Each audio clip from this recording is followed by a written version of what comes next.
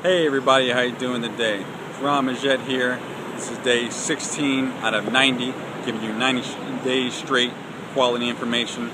So today I was at lunch, and a lot of times I like to sit down at the bar, not drink, but just sit down at the bar and speak to individuals. So typically I find that there's single group individuals at the bar most of the time. So I like to just meet someone new, hear something about them, maybe inspire me for a video or something else in my life that I can just learn from someone else's journey of growth. So I'm sitting talking to this middle-aged woman who sat next to me, and we're having a conversation just about her life and what she's trying to do. And she said she's looking to retire in a few years, but really would like something part-time that she could do that would make her happy. Now, she spoke of being a physical therapist or a massage therapist. Now, of course, instantly off my mind, I wanted to suggest something that she could actually accumulate more per hour and not be stuck on an hourly wage. But I didn't want to interrupt her because I knew this was something of a passion that she was talking about, her journeys of growth. Plus, I thought about being a massage therapist myself until I realized what I just told you about making a certain amount per hour and putting a limit on it, because we all only have a certain amount of hours of the day.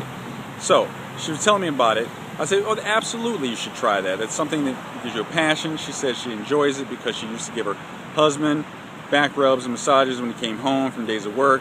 Unfortunately, he's no longer with us, so I hope he's resting in peace.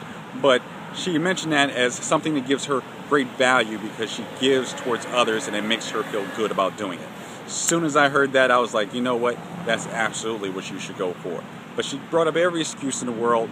Oh, well, it probably costs too much. Oh, I hated high school. And apparently she either didn't have a lot of college education or very minimum college education, which is perfectly fine.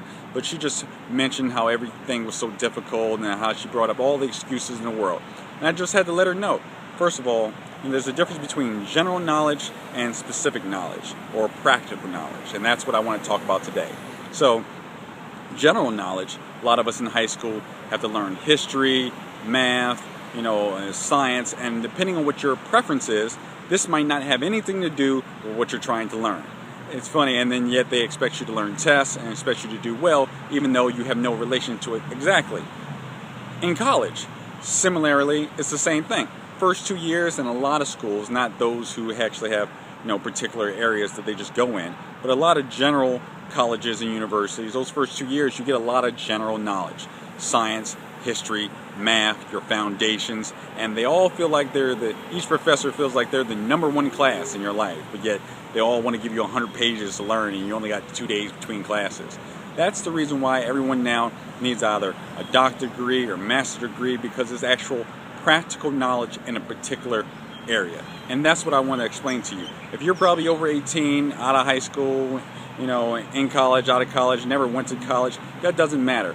If you're striving to do something new, understand it's about practical knowledge. If you want to become a physical therapist, that's great. They're not going to ask you who's the very first physical therapist who was ever created or who's the top 44 physical therapists in the country. They're going to give you practical knowledge that you can learn and use every day. And you don't need to know any of that other stuff to be great at what you're trying to do.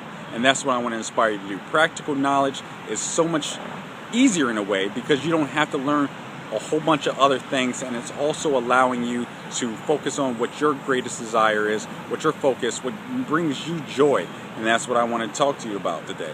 Whatever brings you joy, understand, take those steps, take that class, understand that practical knowledge will go much farther than that general knowledge. And by doing that, you will succeed in great things, and stuff will come your way.